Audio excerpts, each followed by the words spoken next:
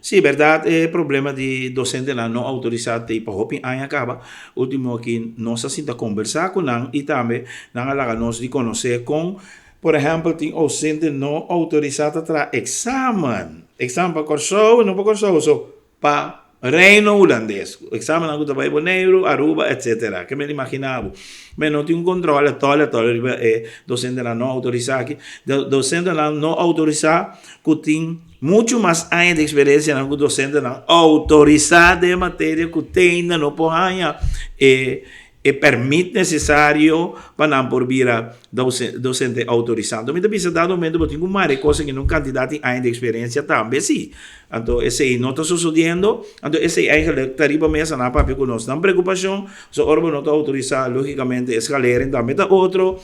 Pues toda preocupação tem que nós decidimos que nós trabalhamos em reunião da comissão central para junto com o ministério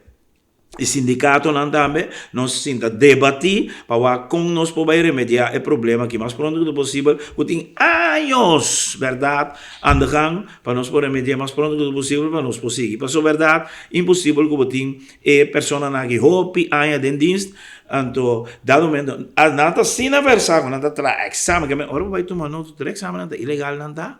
Passou a docente não está autorizado que me mestre remediar o problema urgentemente. Sim, logicamente, o que passa é o que está bevoegd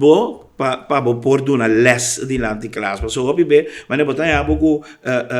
técnico, um técnico, um eletriciano, de vasta experiência. Então, ela bem valente por estar, então ela dá uma les, ela resulta assim exitoso, o aluno não turta exitoso. Ela queda na escola, a pedir e que era bai of e que era bai subo que trabalho a pedir pequena pessoa não tem docente para reemplaçar a pedir pequena pero a boca la assassina tanto aí como docente que men é que lo botingo chega num caminho que ok e não tem sua bevoegdheid mas não passa exame lá que nós mencionei exame para essa autorização para virar docente reconhecer pero tem quantidade de experiência assim que você maneira anda nombra doutor honoris causa então eu tenho nombra para mim mencionar o nome diz para como docente honoris causa orientou não passou se docente tem 20 anos para adiante classe que quando mais experiência então para colmo com resultado positivo que tem hora e não tem papel aí me tá querer tocar mas se tem forma para dar reconhecimento através de anos de experiência